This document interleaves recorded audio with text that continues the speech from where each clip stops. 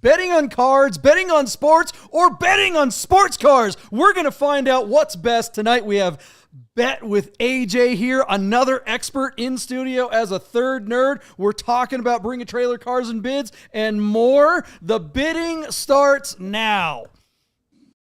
Nerd! Bid Nerds is your daily YouTube card game show where we predict the online auction results of the most interesting cars on Bring a Trailer, Cars and Bids, Haggerty Marketplace, and more. It's just like the Price is Right game show. Play along and see if you can beat the nerds.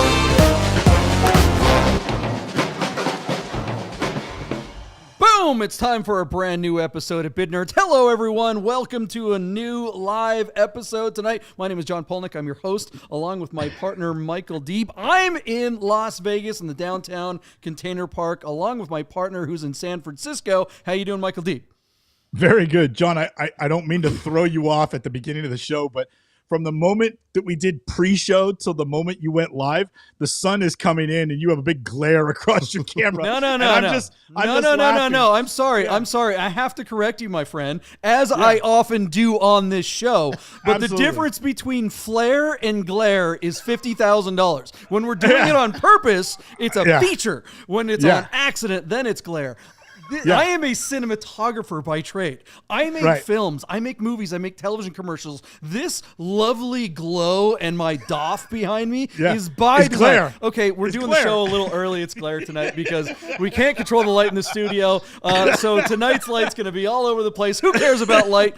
This is not a photography podcast. We are here tonight to talk about cars on the internet. But first, we've got a great, we always have great guests. Our guests are always wind up being better at this than we are. Look who we've got tonight. Welcome, everyone. Bet with AJ. How you doing, AJ? What's up, buddy? Welcome to the studio. Hey, guys. How are you? Nice. Thanks for having me. You're welcome. Absolutely. Are you? How's the hot seat over there? You feeling good? Oh, I'm getting like a ray of sunshine hitting them back on my neck right now. It's nice. Yeah, according to JP, that's $50,000 worth of flare. Back your it's neck. Flare, motherfucker. Flare. Yeah, exactly. Well, welcome, AJ. Thanks for being our third nerd tonight. We want to shout out to our good friends in the nerd herd. AJ, if you look at the bottom of the screen, you'll see we have our super fans. The super nerds are hopping in. They're saying hello already. Everyone say hello to AJ. We've got Jerry hanging out. Kevin's already here. Ross Churchhouse, of course, the OG in New Zealand, watching live. What's up, Chris? Saying hello to all the peeps. Scott, what's up, Scott? Thanks for coming back. Ace, I'm digging fellow Jerds. I like that. Jerds, I don't know if that was a typo or not, but we'll take it. Oh, there you go. He fixed it.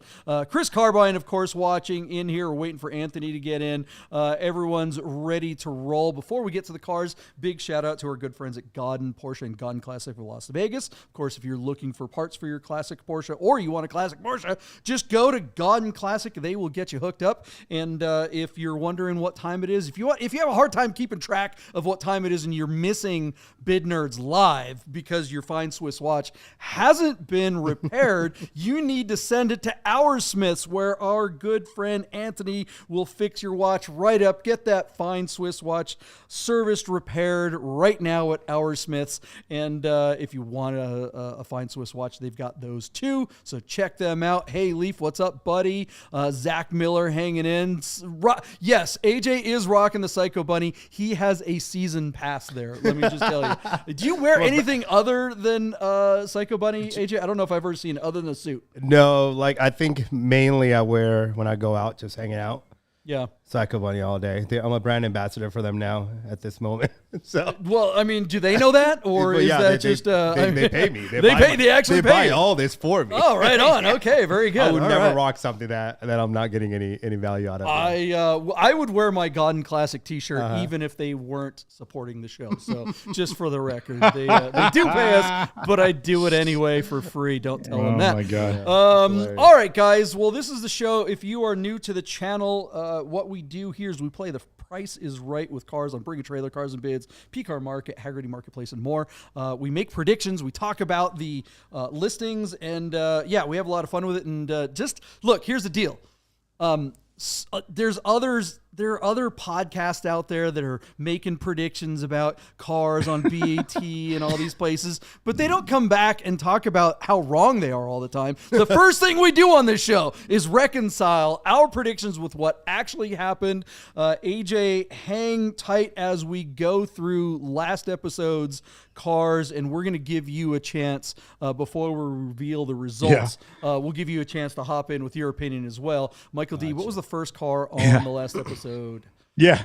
Hey, hang tight, AJ. We'll put you on the spot soon enough. Oh, man. No, don't put me on the spot. I'm just hanging All right. So, AJ, last show that we did, JP selected for us, because our audience hates EVs. JB selected for us a 2024 Tesla Cybertruck, one of the early Foundation Series models, which apparently is like $30,000 extra or $20,000 extra. This car, our car, was on Cars and Bids, Doug DeMiro's site, and it was located in Gilroy, California, which is basically you get out of the airplane at SFO, you go down to Silicon Valley, and you hang a left, and you go to the garlic capital of the world.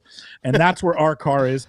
Our particular car is owned and operated by a speculator, someone who only intended to turn a profit on it because our car is showing just 70 miles. And I would tell you that Gilroy is about 20 of them from SFO to the basically to his house in Gilroy.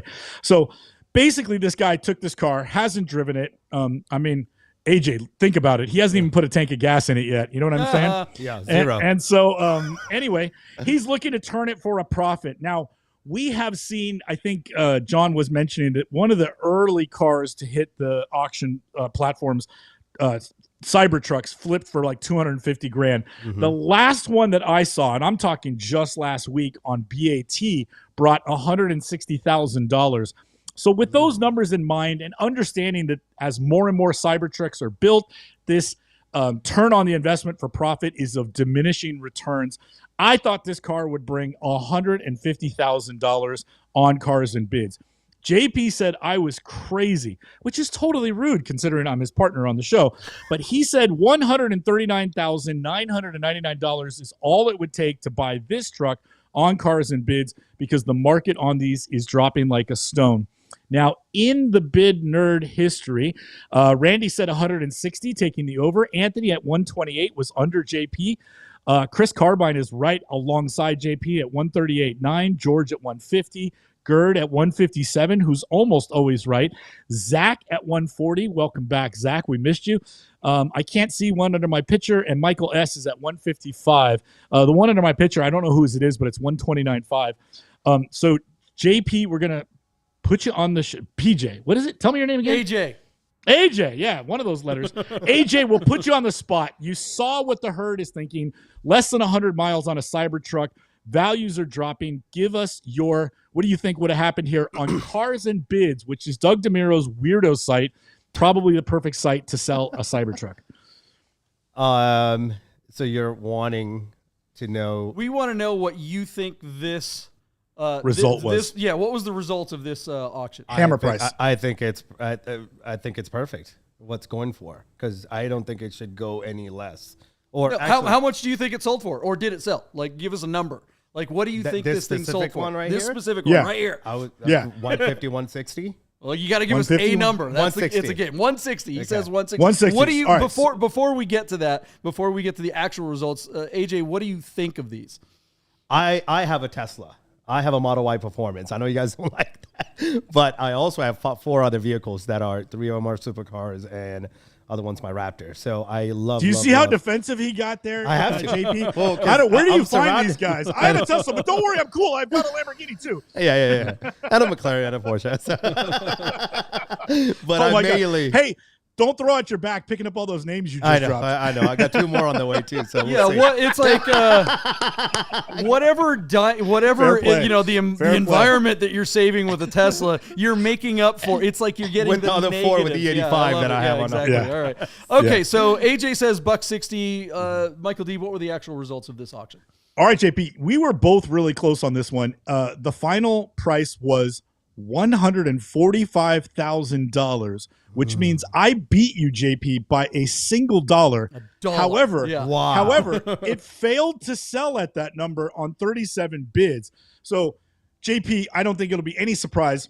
My first take on this, thinking at 150 and you saying the market is falling like a stone and you bid just underneath it, I think, and I think everybody will agree, this guy was crazy to not take that money. At 145, he should have let go of it, made his like 20,000 instead of 30,000 and moved on, because now he owns this thing and he's never going to get 145 for it again. Nope. So JP, I say to you, because I beat you by $1, we split the difference on this one.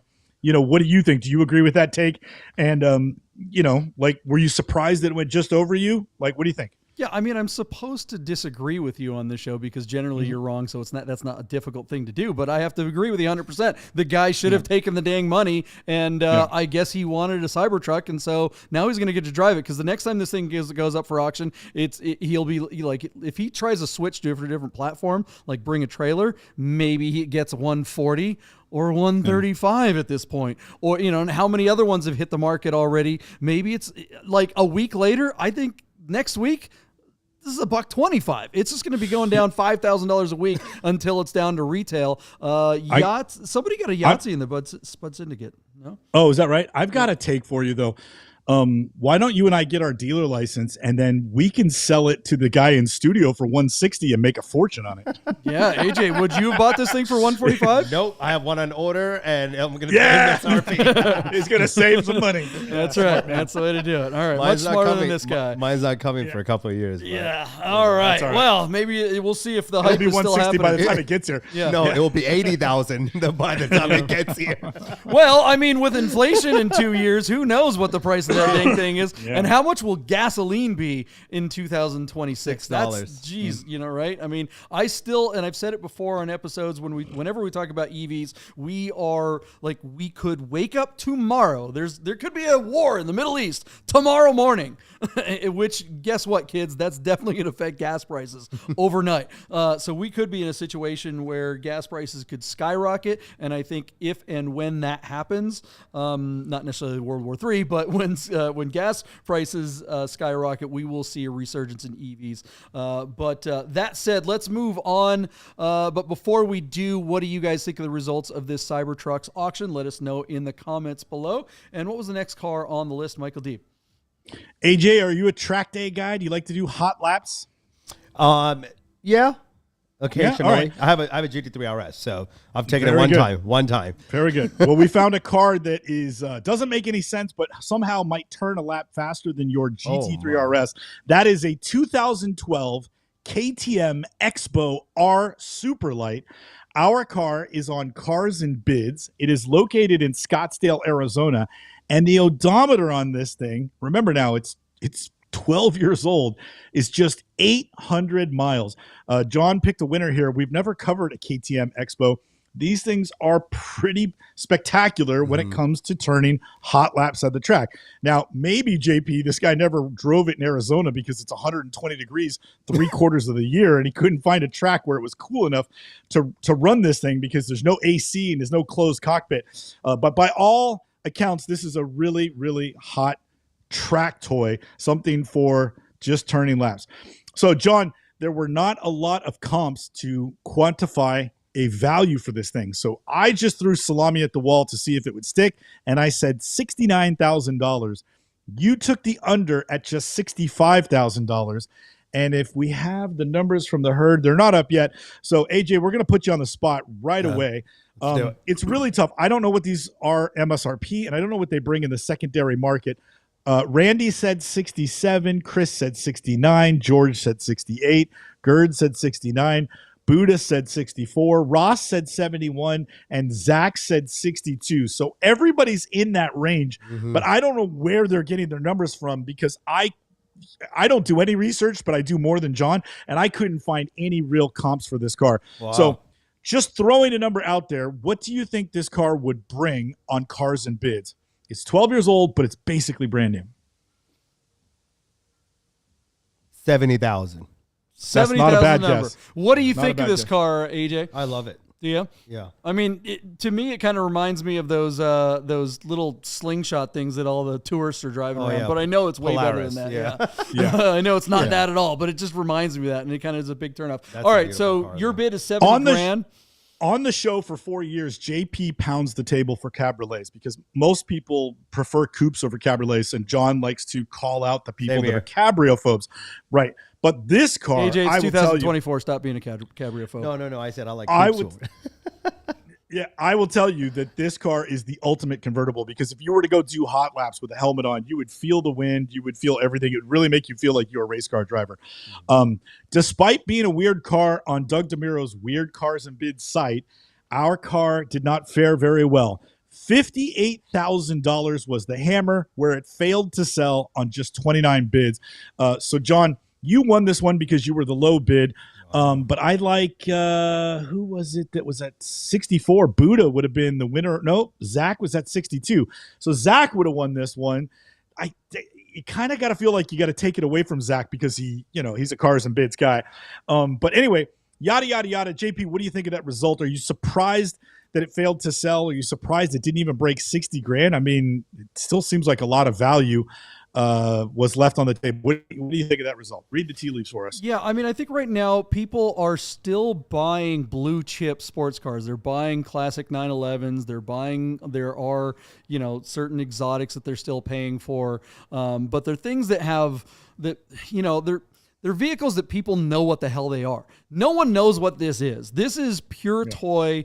The market for something like this is very, very small. Who's going to spend, half $100,000 or $100,000 or more for something that they're going to use once, maybe twice a month, maybe even once a quarter? This is something that, you bring out to the track on a DE day, or maybe you're an actual member at a track somewhere. But, chances are if you're that guy, you already have all these types of things. Toys, I do not believe are going to be very strong. I think they're soft as marshmallows right now. What do you think, AJ? Are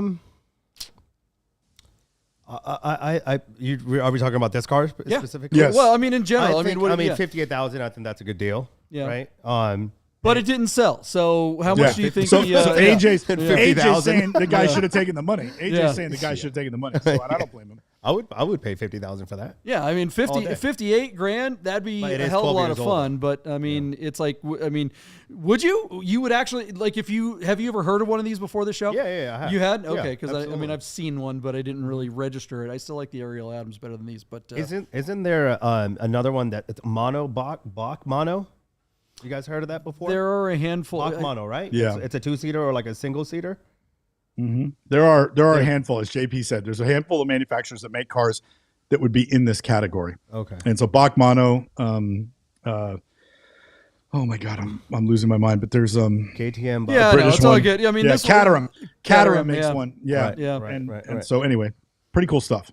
All right, what do you guys think of this track toy? Should the seller have taken the money at 58, or do you think that was a smart move to hold out for bigger money later in the season? I don't know, man. I got to tell you, it is the peak buying season. I know summer isn't here yet, but it's spring. It's time. If someone does want this car, they probably want it right now because track season is about to start. They don't want to wait till halfway through the track season because then they don't get the value out of it. I think prices and stuff like this is just going to continue to go down from here. But we will find out. It'll be interesting to see what happens. Let us know what you guys think in the comments below. And Zach does say yes, Bach mono. Briggs Auto Company, I guess, is the acronym. Anyways, let's move on. What was the other car that we made a prediction on the last episode, Michael D?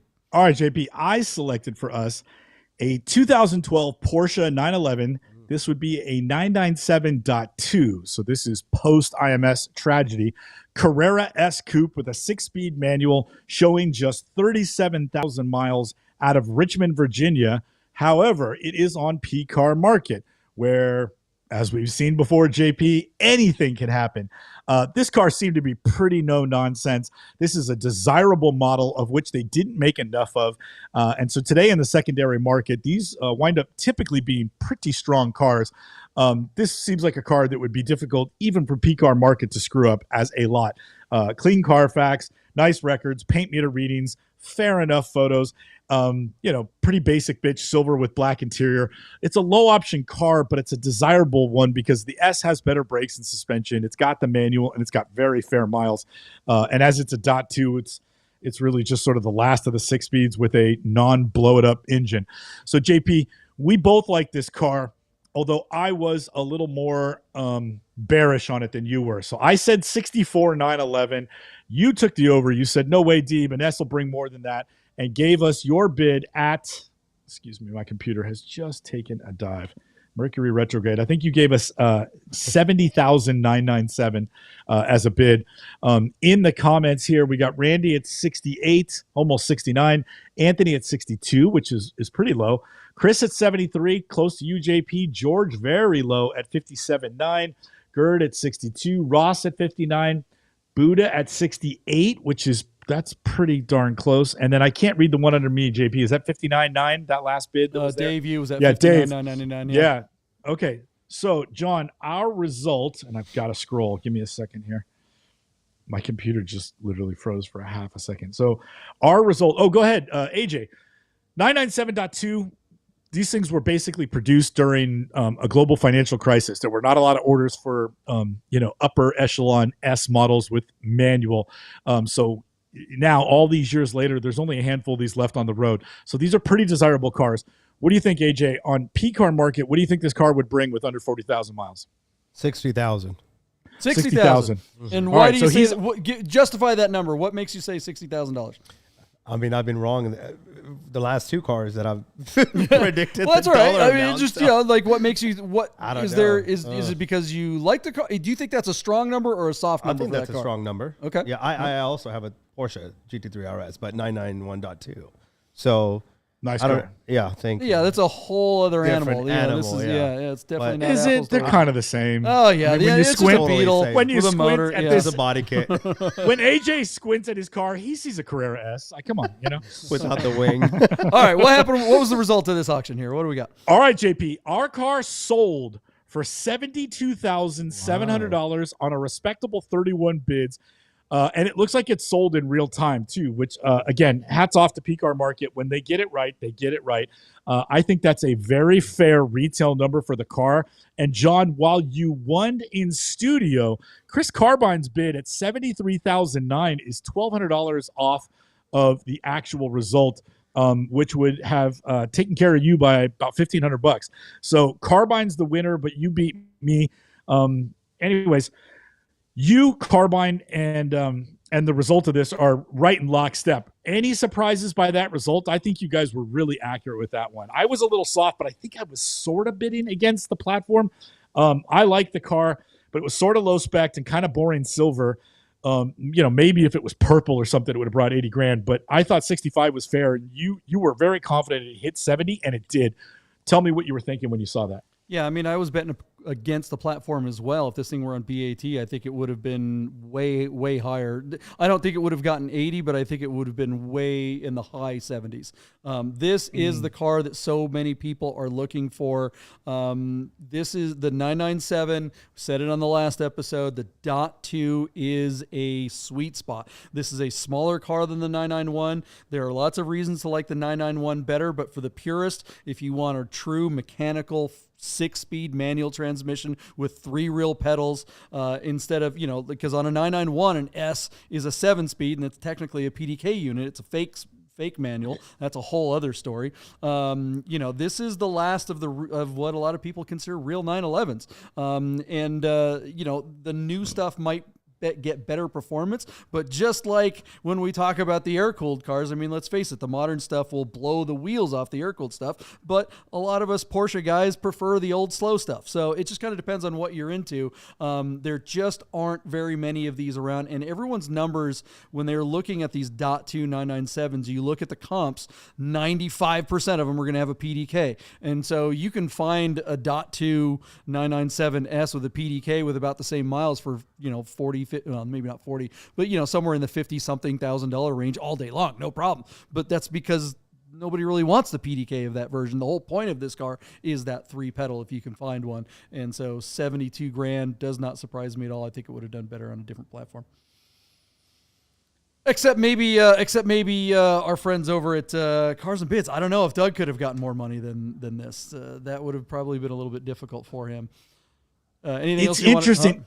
It's interesting because I feel like his 911 crowd is growing, but you just have to wonder, like understanding the special value of a 7.2S with a manual is like really knowing the difference between French wines or Italian wines or something like that. I think you really have to be a connoisseur of 911s to understand what a sweet spot that car is. And in that niche understanding, that nuance, I wonder if the Cars and Bids crowd would know. Yeah. That car on Cars and Bids could prove to be a value or like an unfortunate failure to sell. My take. Yeah, and Sergeant Tom hops in there, and like you said, soft because of color, and it wasn't a very high spec car. I mean, it didn't have sport seats, didn't have chrono, didn't have a lot of stuff that it would have definitely helped it a lot. But hey, some of us kind of like that. A little stripper is sometimes kind of what you want. Oh yeah, Rami loves strippers. Rami loves strippers, but that's a whole different type of stripper. All right, let's. My bad. If you guys, what do you guys think of the results of this .2997 on PCAR Market? Was that well bought, or could they have gotten more money if they tried to sell it over on Bring a Trailer? Let us know what you think in the comments below. And for those of you guys who are watching us live, the Nerd Herd, we love you guys. Go ahead and hit the thumbs up button right now. You're watching live. Hit that thumbs up. That definitely helps our algorithm. AJ, why don't you shout out to your folks on the Insta web and tell them to come and watch the show live and get in that chat and start making fun of us, and let's see their bids. I want to see what the AJ scene thinks of all this. And while we're doing that, we're going to take a quick break, and we will be back in about 30 seconds with all new predictions. Hang out, guys. We'll be right back. Hey guys, I gotta tell you about our friends Godden Porsche of Las Vegas and Godden Classic. If you're looking for a new Porsche or a classic, you gotta call our friend Steve at Godden. This guy. Save yourself the hassle of screwing around with all the auctions like we always talk about, and just talk to Steve. He'll find you the classic Porsche you're looking for. Godden Porsche of Las Vegas. If you don't subscribe to Bid Nerds on YouTube right now, I'm gonna shoot this 997. If you said, wait, that's a 996, you're a nerd. So subscribe to the new YouTube channel, Bid Nerds. Hey guys, you're probably looking at your watch and wondering if Bid Nerds will ever end. So you better talk to our friends at Our Smiths to make sure your Rolex, Tag Heuer, AP, or any fine timepiece is in tip-top shape. Our Smiths, fine Swiss repair. There it is, Our Smiths, fine Swiss repair. You know what time it is. Where is Anthony tonight? He must be out servicing some fine Swiss watches, if I know that guy. He's going to be joining us on our trip to Air and Water at the end of the month. Looking forward to that. We're going to have a big party in Long Beach on Friday night. If you are coming to Air and Water, come on out to the Bid Nerds party. We will let you know where it is going to be soon, so pay attention. Stay tuned for details. All right. Or if we don't like you, we won't tell you where it's at. I mean, that's pretty much what we do. You gotta DM us to get the Addy. This is not open address. Yeah. Just drive west until your hat floats. There you go. All right, AJ, you ready to make some predictions on some new listings here? Let's go. Let's do this. Right. All right. What's first car on our list? All right, JP, our friend, your friend, everybody's friend, Sahand, selected for us a 1988 Porsche 911 commemorative edition that is currently on Bring a Trailer. Our car is located in Agora Hills, California, showing a whopping 354,000 miles.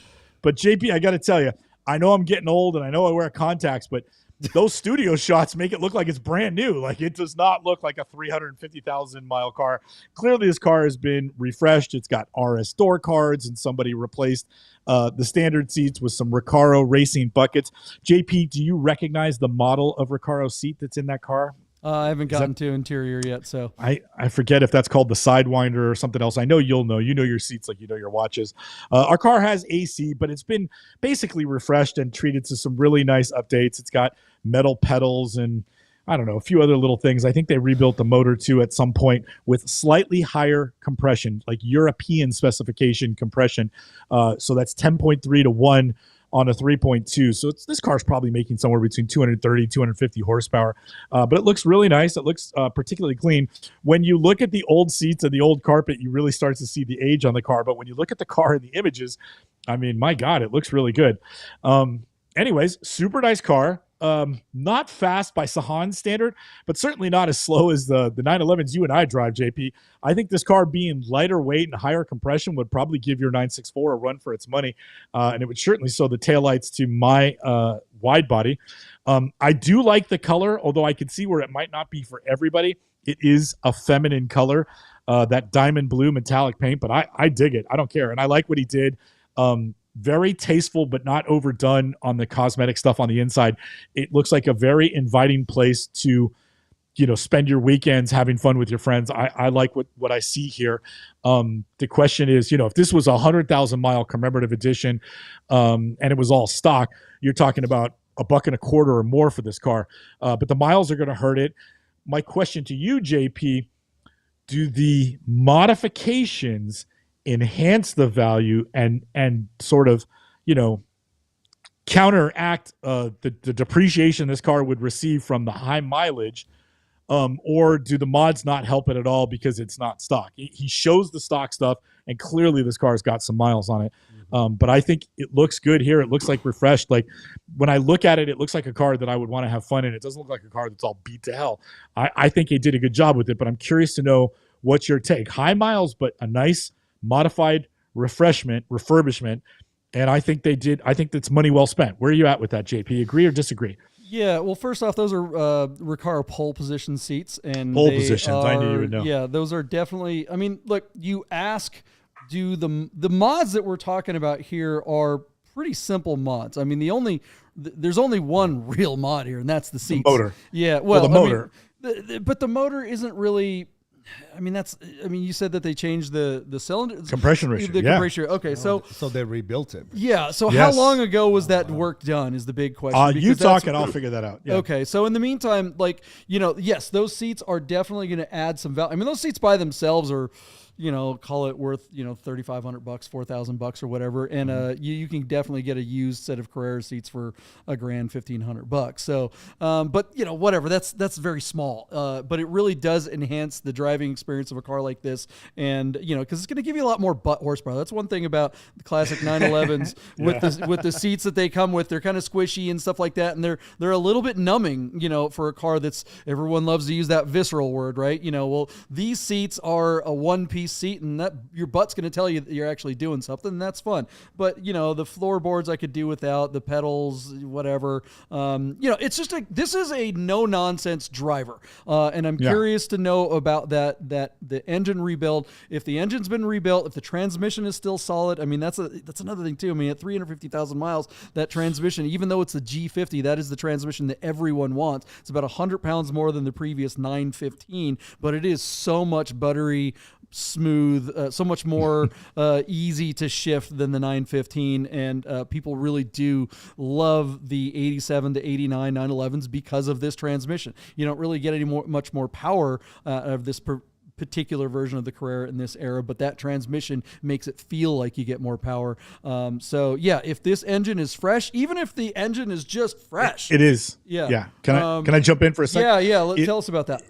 I just want to tell you, so it was built to European spec in August of 2023, JP. So this is not even 6, 7, 8 months old. Wow. By a place called German Motors of Santa Monica, California. Not the German Motors we all know and love in Vegas. What's up, Daniel? Shout out. But down there in Santa Monica just last year, JP. So that's a very fresh motor. Yeah. Now so that's great news. That means this car, it's the kind of thing where cosmetically it's good enough. It's not perfect, but this is the kind of thing you take in the canyons and rip up. Who cares? Who cares what you do to this car? You drive the living iss out of it. And with those seats, you're just going to have a great time. AJ, I know you are a modern car guy. I know that you have a GT3 RS. It's like the fourth time we've mentioned that in this episode. Would you drive an air-cooled 911? And what do you think of this car? We don't need your number yet, but what do you think of this car? I would drive an air-cooled Porsche for sure. I like the look of it. I would do my own touch-ups if I do end up getting one of these. I think you know who I am pretty well. I got to put my own taste to it, but I think it's such a classic vehicle. I love the way it looks. Well, yeah, like on your supercars, you add exhaust and superchargers and turbos and all kinds of stuff like that. If you were going to buy an air-cooled car, would you start with like a narrow body one like this and put superchargers and or turbos on it or something like that? Or would you start with like a 930 and just put bigger turbos on that? Because this car obviously isn't a turbo. I would probably, I'm actually in the market for RWB right now. Oh, okay. All right. So I'm just kind of like looking around. I even looked it up on Bring a Trailer as well, but I don't think there's any up there. Well, I mean, that's the thing about RWB though, is RWBs don't do anything to the engines. No, That's up to the individual. Yeah, exactly. Yeah, so it's all just plastic bullshit that, sorry, I just swore on my own show, that just makes the car heavier and, more drag. Yeah. If it looks the part, you got to put a motor in them, in my opinion. That always drives me nuts. So, but I'm sure you'll get one that'll have a motor in it too. Hopefully, yeah. Supercharge it. Supercharge it. All right, Deeb. So what do we think this car is going to bring? All right, JP. So fresh motor, but the chassis has 354,000 miles on it. Again, our car closes tomorrow on Bring a Trailer out of Agora Hills, California. 88 911 Carrera Coupe Commemorative Edition. Basically one of 875 total for the world, built to celebrate Porsche's production of the 250,000th 911, one of 300 in the U.S., and 120 of them were diamond blue metallic. So it's by the numbers, it's a rare car. But like you said, JP, I almost think that none of that stuff matters. It is just an old driving G50 coupe, and as such, the current bid is just $38,911. It's not even at $40,000 on 11 bids. John, I think that number will basically double. I'm going to give you $77,911. Where you at, John? Higher or lower? That is a really good bid. It is tough to bid against because that's kind of where. So you're at 77? 77,911. So I'm really at 78. How much time is left on this? We got another. It closes tomorrow, and it's at 38,911. Yeah. So, gosh, do I go above you or below you? I'm going to go a little higher because you said it earlier. You said that if this were a low or reasonable mile, like even if this was like 100, if this were a 120,000 mile car with a fresh rebuild, it would definitely be $120,000 car, right? Or more because it's the commemorative edition. I think we're Zing out all the commemorative edition stuff. But with that engine rebuild, did it say when you were looking if it had anything done to the transmission in any of that work? Nothing's mentioned in the gearbox. Yeah, that's so I'm gonna park it just above you or below you. That's the big question. I'm gonna go 79,911. I'm gonna park it right above you because I don't know if this is gonna quite get to 80. But, a lower mileage one would easily be 80. But I like the seats. I like the engine refresh. A lot of the nerd herd is coming in at bids from 55, 53. Randy's at 67. They're all Chris bearish Carbine's on at this. 64. Really, 55, 53. That's low numbers, man. G50 cars always bring the money. AJ, care to make a wager? You are bet with AJ. What would you bet on this 911? He'd bet his GT3 RS. Yeah. I think I'll probably put a bid on it for.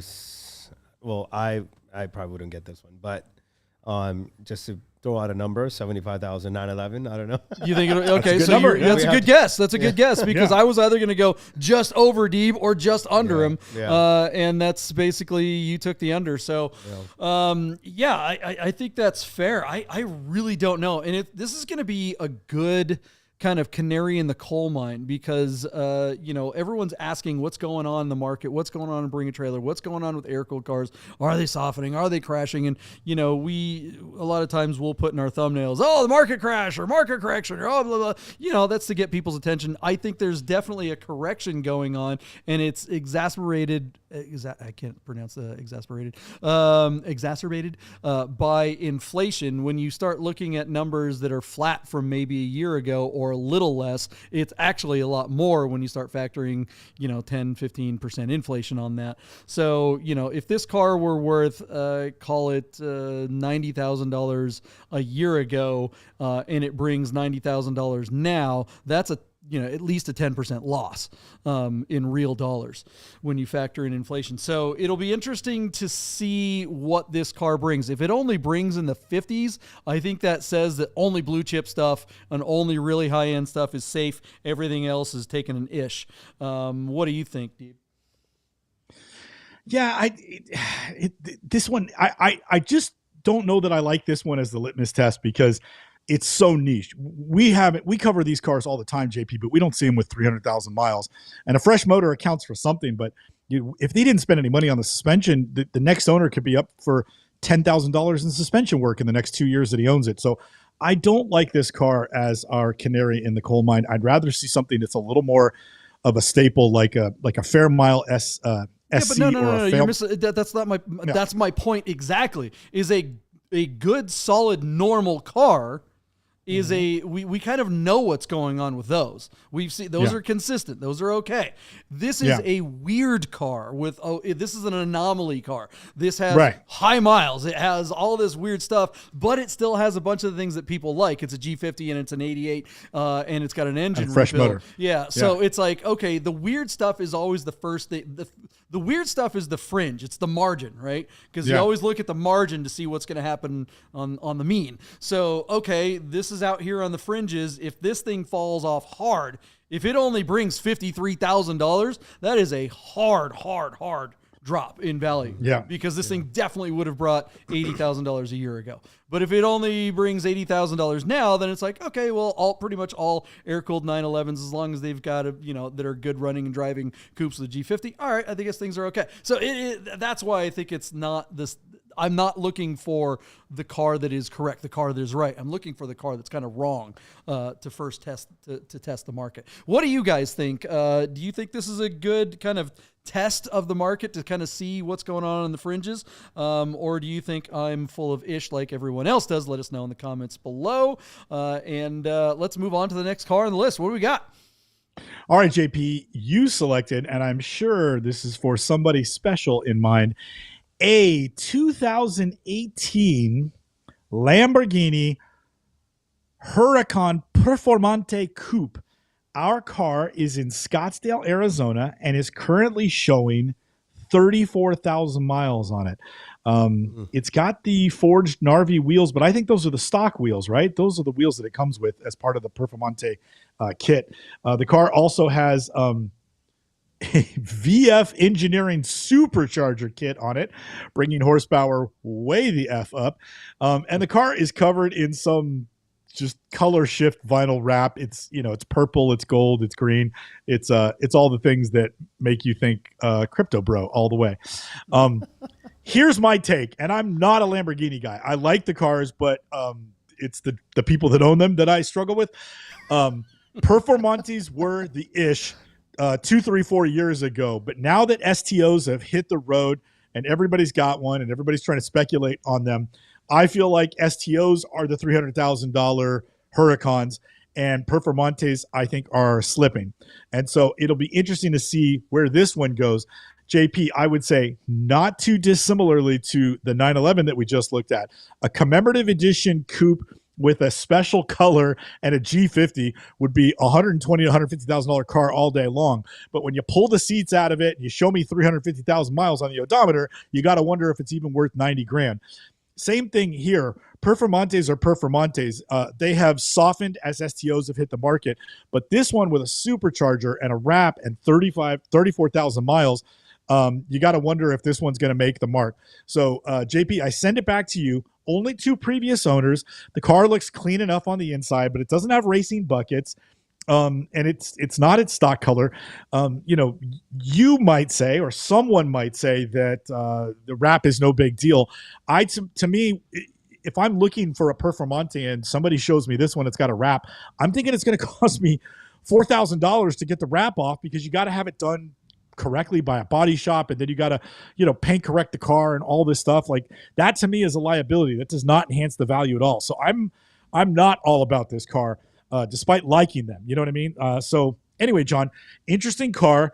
A lot to discuss and unwrap here, or unpack, I should say. I think send it unwrap back is the correct thing to say. Yes. So I sent it back because- to you. Yeah. My Freudian slipped into a good take. But JP, what do you like about this? Why'd you pick it? And what do you think here? Because they're, I don't think the supercharger helps. Do you? Where are you at on that? I don't know if it helps the value. Look, I picked this car for our guest. He knows these very well. I'm going to just say really quickly that the wrap to me is kind of like when we see a 911 that has like a bright pink or blue or some kind of neon steering wheel or something like that, or a gear shift lever from from a NSX or something like that. It screams to me that whoever owned this car is an idiot, and I don't know if I want to be the next idiot. What color was this car, or is it underneath that? I'll endeavor to find out. Whatever be careful. color. What's that? This car is in Arizona. It could belong to our guest. He might be consigning it to a shop next state over. You never know. Don't offend. I know his car, and it's not this one. His has a lot of stuff hanging out of the back. Yeah. All right. So I'm gonna. AJ, tell us about this car. What is this? I don't know anything about this. Well, it also has a rift titanium exhaust. You own a Huracan. I know. I do have a very similar wrap that looks just like that too. See, it doesn't look like that. Instead of a supercharger, I have twin turbos on mine, and it's 1,700 horsepower. So. Oh my God, dude, that's crazy. Mine's fully built, everything. So everything you could do to a Huracan, I've done it. Pretty much every piece you could possibly get. Every piece. Well, okay. So when you bought yours, though, okay, go ahead, Deep. John, I'm just going to butt in here real quick. Bianco Icarus was the factory color that is underneath the wrap, and it's also worth mentioning that our car has a company called Rift, RYFT, a full titanium exhaust on this car as well. So it probably sounds amazing. And with the supercharger, it might not be the horsepower your car made, but this is probably a north of 1,000 brake horsepower car. Yeah, if you want to see an insane Huracan, you definitely got to check out AJ's. AJ, like when you bought your Huracan, did you buy it already modded, or did you buy a stock one and then modify it yourself? I bought it stock in 2017. Okay, so that said, if you were looking for another car now, let's say, God forbid, something happened to that car, it got stolen or wrecked or something like that, or caught fire, which never happens with Lamborghinis. Would you look at something like this car that's already had a lot of that work done to it and say, hey, this is valuable to me, this is worth more than a stock car? Or would you, like, how would you look at this car? What do you think of this car with all the stuff that's done to it? Does the stuff that has been done to it help the value or hurt the value? I don't think it helps the value at all. Okay. For what this car has gotten done to it. But if a wrap, that's not going to do absolutely anything. Yeah. And I think it's stock ride height, stock wheels. Rift exhaust might help a few $1,000s here and there. I think that exhaust alone is probably around $8,000 to $10,000. So I personally don't think it's helping the value at all. Unless you're like we had that conversation, unless you're rebuilding the motor, transmission. This does have VF Engineering. Nick's a good friend of mine, VF Engineering, the owner. So I actually got a lot of stuff done by him for my other cars. But probably extra. I don't know. It's probably extra 10, 20,000 more. I don't think this is something that it's gonna screams like, oh my God, this is the car that I want to have. Okay, so you're saying that those mods have probably only cost $10,000, $20,000 in addition to whatever the original car cost? Resale value market, yeah, I think so. No, I mean, like, how much do you think those mods actually cost the person who paid for them? Oh, well, the supercharger kit alone is close to, I think, 40,000. Okay, yeah, that's 40 what I thought. 50, yeah. I think, I don't know, with the inflation pricing. Yeah, now. Right. Rift exhaust, like I said, $8,000 to $10,000. Wrap, $6K, $6K. That looks like an Inozetic unicorn wrap. And what else is in it? Yeah, I mean, that's the thing. It does look like it's lowered though, so it might have Novitec lowering coilovers on it. So that's 2,000-3,000 installed. So probably roughly I don't know, 15,000, right? Yeah, probably $40,000-$50,000 in total value. That whoever this person is ended up putting it on the car. Yeah. So it does look like it's lowered. So he probably does have Novitecs on. Randy suggests that you probably should not take a black light to the interior of this car. That is excellent play. advice. That was great. My wife watching the show, shout out to my lovely Rochelle. She's asking What's up, if Sir Mix-a-Lot would drive this thing, and I can say decidedly he would not with this wrap. That is not his jam. But I do see him. I mean, he loves Lambos. Lambos are his favorite. I don't know which one he has currently. Last I checked, he had a Aventador of some sort. But anyways, yeah. Hey, can we give AJ a little give him his flowers? The owner of this car clarified that it is a Celestial Unicorn final wrap. So AJ named that splatter. AJ got it right. We give him credit. That is amazing. All right, Deep. A friend of mine actually had that same color on their Lamborghini Huracan. That's twin turbo as well. Yeah, and then another. If you hit it with a black light, can you see the Psycho Bunny on the hood? Is Absolutely. that like right? It's all over. Yeah. and then another commenter, like 3 comments later, puts in quotation marks, Celestial Unicorn was my band's name in high school. Richard 17. That is great. I love it. Oh, man, that's 1979. All right, so what do we think this car is going to bring? Hey, shout out to Chef is hanging out. Hey, all right, Chef. JP. So here's my take on the car. A average price for a Performante in the secondary market right now is about $283,000. I would take about $10,000-$15,000 off of that for the high mileage, but then I would put that money back on for the mods, considering that it was probably a $40,000-$50,000 value in stuff that is already on the car and fitted and in all likelihood dialed in, because it seems like it was done when the car had about 24,000 miles and now the car's got 35. So at 11,000 miles, I don't think this guy drove it for 10,000 miles if it wasn't all dialed in. I think that's already been done. So with that in mind, JP, I'm just going to give you my straight up bid at the average price that a Performante brings. I'm going to give you $282,000 where I think this car will sell. If it hits 282 and he doesn't take the money, then the guy I think is not bright, and that could very well be the case. So JP, 282,000 to you. I just don't see this car bringing 300, because I think if you have 300, you're really starting to get into STO territory, and I think anybody who has a Performante would much rather have an STO. So there you go.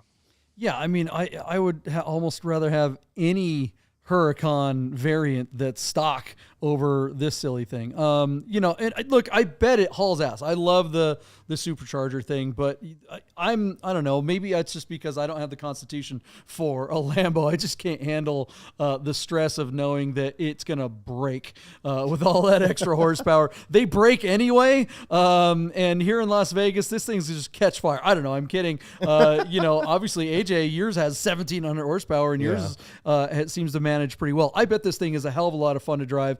Having driven an SVJ Aventador recently, and just, I really, that car didn't do anything for me until I got in it and drove it. It was like, oh yeah, okay, this is amazing. I bet this thing is a hell of a lot of fun, but I'm just too boring for it. So yeah, I'd rather have a stock Evo or something like that.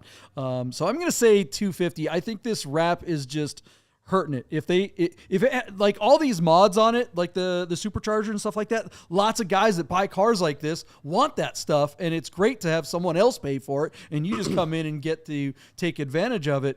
I think if this car had the stock paint and you knew it had all the bits, I think it presents so much better. I think this wrap is just repellent for most people that might even consider this car. AJ, what do you think this car will bring?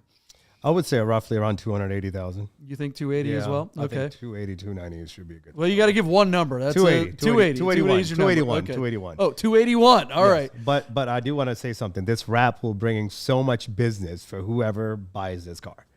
Meaning, for marketing purposes, this alone would break necks. So what do you mean? They put their business logo on the side of it or something like that, or their whatever? Instagram, their company logos, and it's a write-off as well. Yeah. And you drive around. Let's say someone from Vegas buys it, and drive around the city of Las Vegas, the Strip, everywhere, every car show. That car will break necks for sure.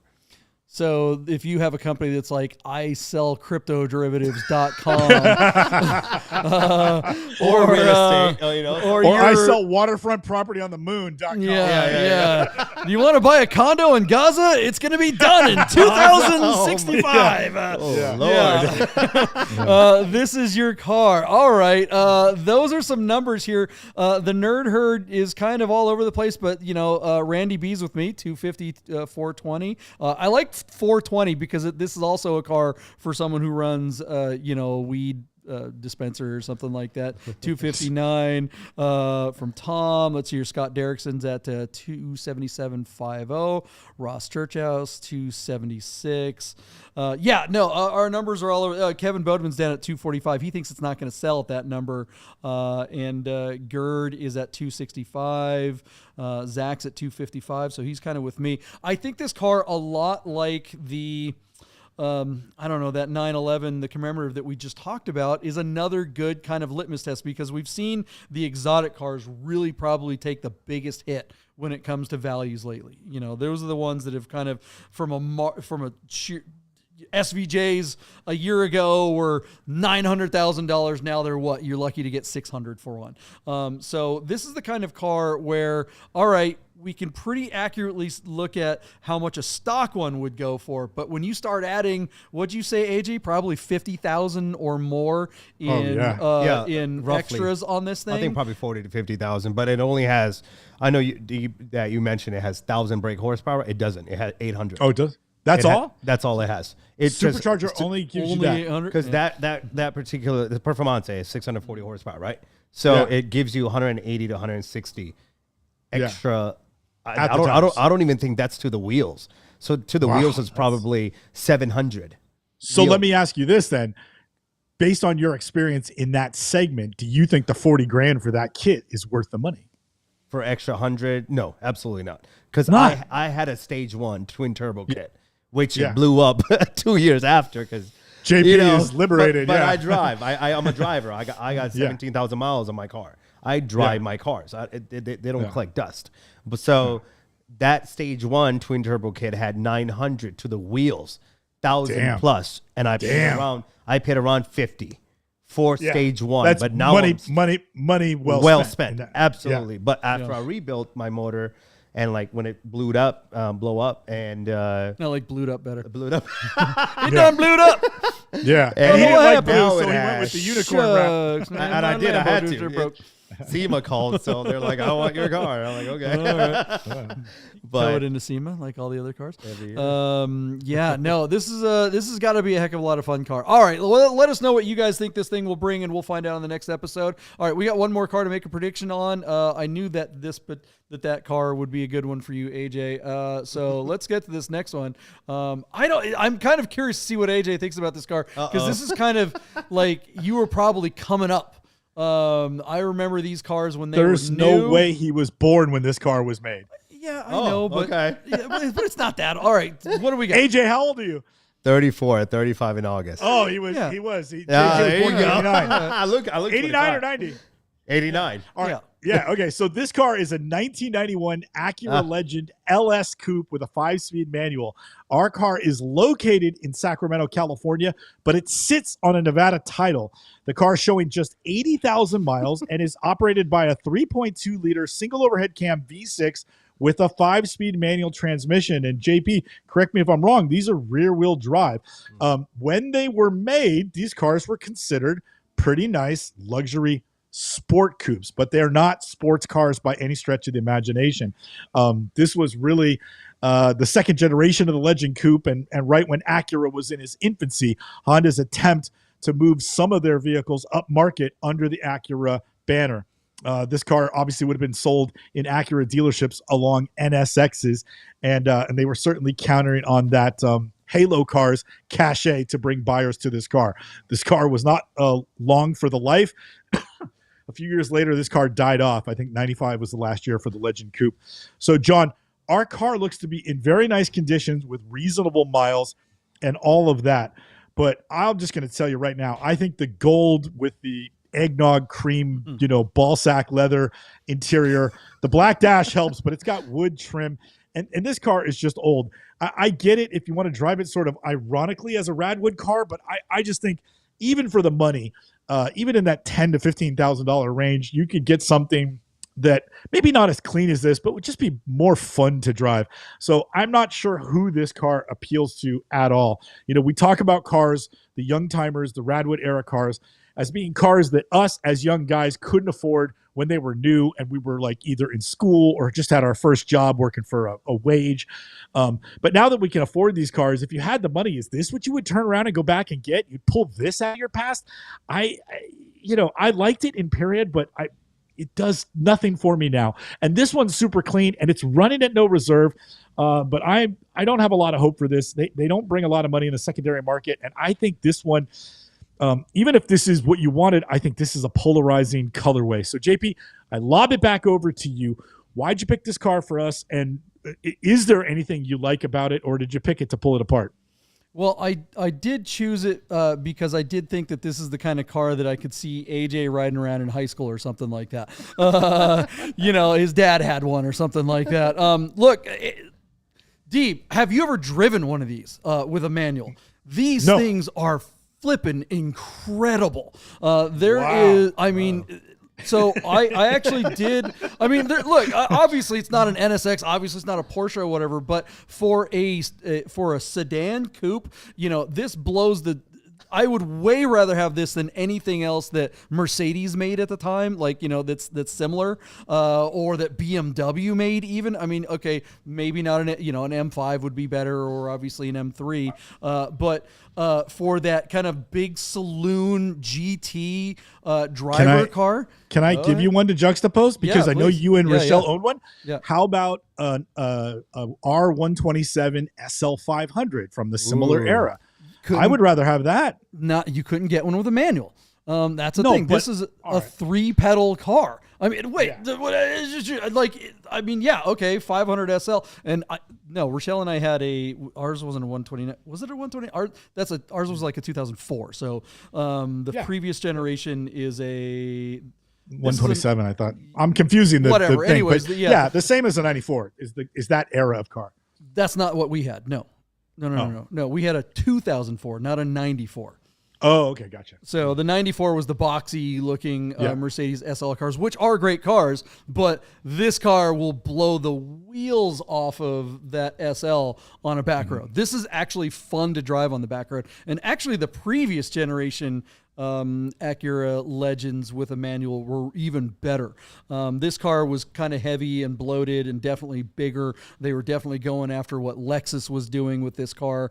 But yeah, this car, I think, Deep, if you got behind the wheel of one of these, you would be shocked how good it is. And I know that you didn't get a chance to back in period. And this one, I couldn't agree with you more. The color is really quite awful. But that aside, I mean, this is one of the best driver cars of that era in general. I'm not saying, I'm not saying compared to better, higher higher level cars. How am I supposed to put this? Again, not an M5, but certainly a 5 Series or what other 2-door rear wheel drive manual cars could you get from other marques? Maybe an 8 Series from BMW. An 8 Series from BMW definitely looked better and probably drive better, I guess, but wouldn't be as reliable as this one. That's the other thing. You can put 400,000 miles on this freaking thing, and when you think this thing's going to bring $13,000, think again. This is going to be some big numbers. But before we get to those,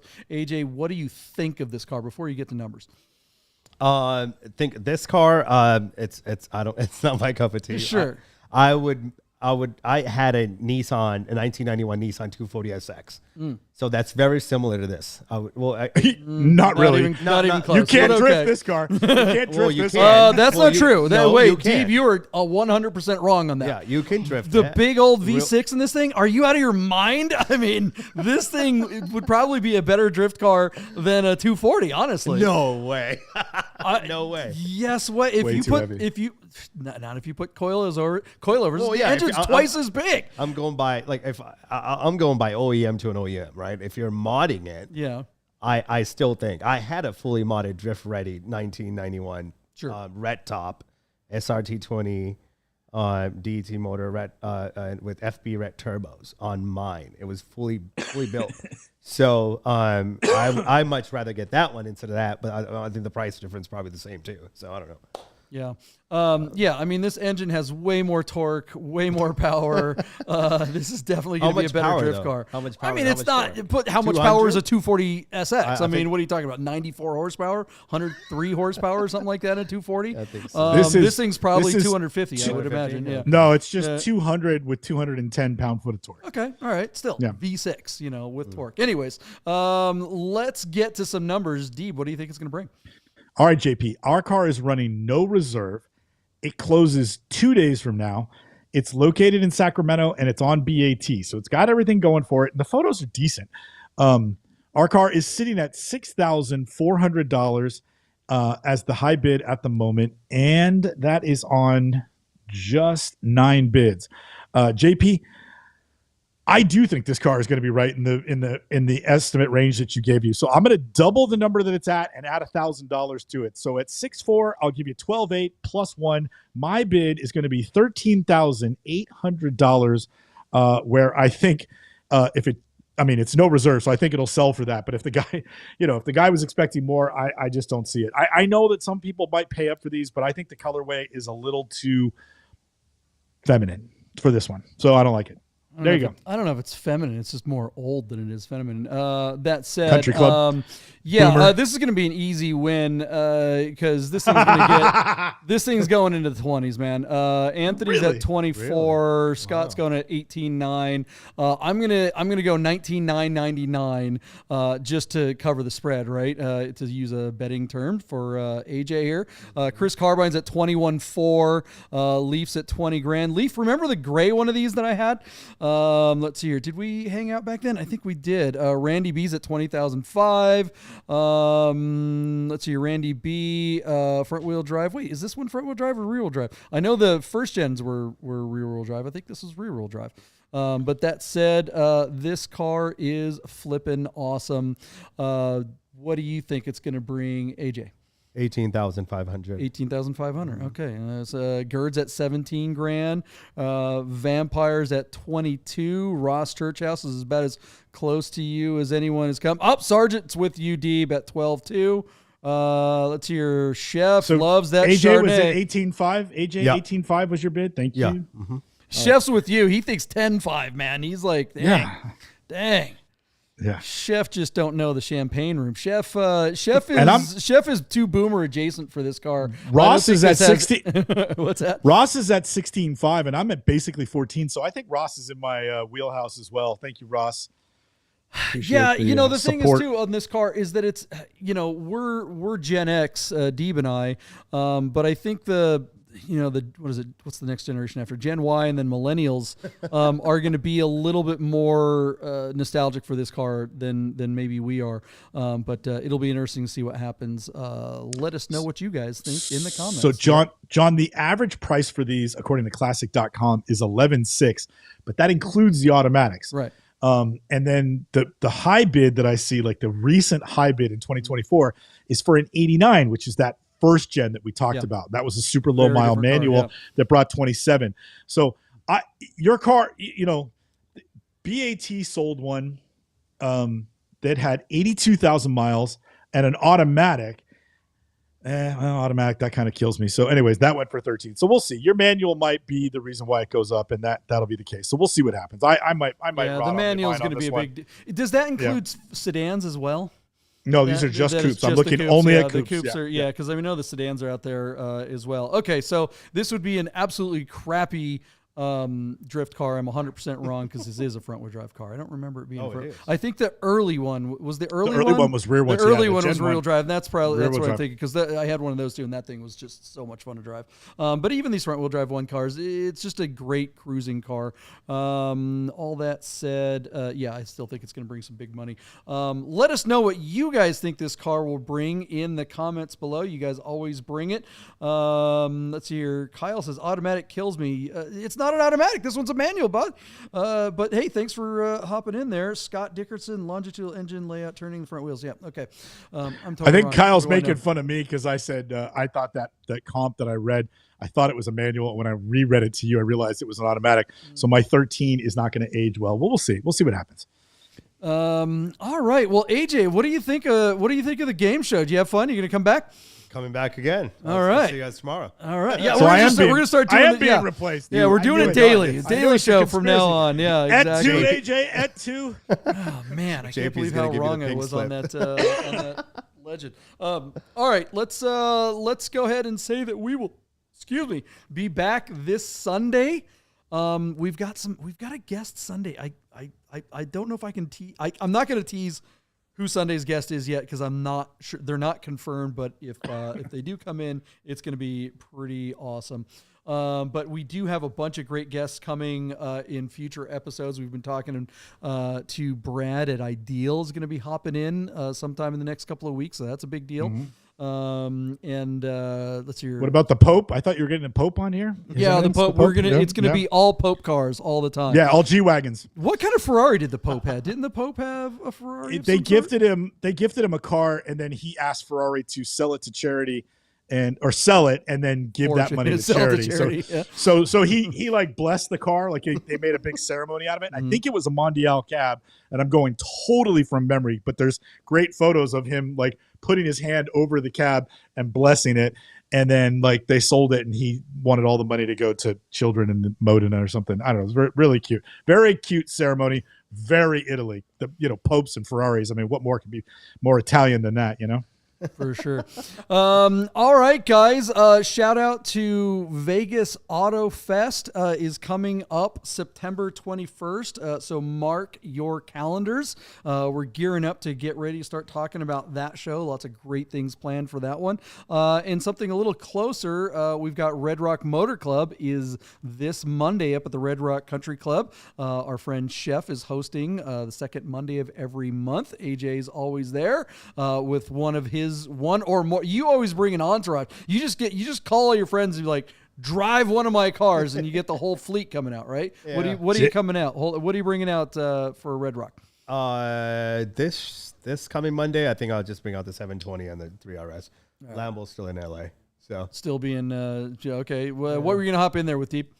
Jay, so the peanut gallery, the Nerd Herd is amazing. So Chris Brunel, I'm saying that incorrectly, but he's telling us, JP, that even the 85 to 90 first gen Acura I don't know what Legends I'm talking about. Never were listened to me. also front wheel drive.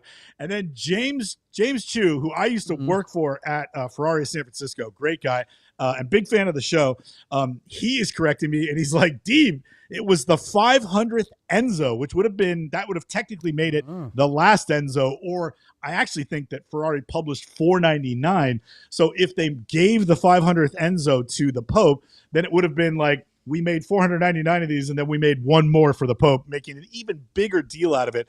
But I want to say, James, and we could both be right. I swear to God, there is a picture of a cardinal or a Pope, wearing his like Italian Vatican robe at the Ferrari factory, like in front of Enzo's old house on the grounds, with his hand over the car. But maybe it was an Enzo, and I'm confusing my memories. But I swear I thought there was a picture of a Pope or an Italian guy. I thought blessing a Mondial, but for sure, they what gave James him is talking cars about is way earlier than Enzo's. I mean, they might have. It might have done it multiple times to multiple popes. Yeah. Yeah. But certainly the latest and the biggest one would have been the 500th Enzo, because you're essentially handing the Pope, $500,000 or $1 million or whatever it would have been. And then James, maybe he'll chime in here before we sign off. But I do, as I recall it, I think they sold it off and gave the money to charity. Like he accepted it, but he didn't accept it. Right. He never drove the damn thing. He just gave it his blessing and then give the money to charity. All publicity stunt, but I love that stuff. That's great. Great work, Ferrari. Can the Pope drive a stick? That's if he can't. I just want to know not a believer anymore. Now that I know that AJ was born in '89, I just want to know if AJ can drive a stick. I can. Oh wow, amazing! Do you have any? Are any of your cars manual, or are they all not clicky button things? Not currently anything, but yeah. I had a Evo 8 and an Evo 9. Mitsubishi Evo 8 and a 9. Oh, okay, all right. 5-speed manual and a 6-speed manual. So and the 240. There you go. And the 240, that's rear-wheel drive. Mm-hmm. Unlike the stupid Legend. that is not. One last point, don't John. Get a Legend for drifting. Kevin Bodeman says, don't forget to give these boys a like. Thank you, Kevin. Everybody, please hit that like and subscribe button if you haven't already. It really helps us keep pushing the show forward so that we can attract great guests like AJ. Thanks, AJ, for coming on with us tonight. Thank you, brother. And if you are looking to sell your classic car on Haggerty Marketplace, who can help you out with that? That guy. Me, there, I can do it. yellow. Yeah. Hey, reach out to me either through the show. You can DM the show. JP or I will pick that message up, or you can email me direct at mdeeb@haggerty.com and let me know if you got a cool car, and we'll see if we can sell it for you. That'd be great. All right, guys. We will see you on Sunday night, 6:30 live. Thanks for hanging out. Thanks, Bye. guys. See ya. See if I can get to the end of the show. Nerd!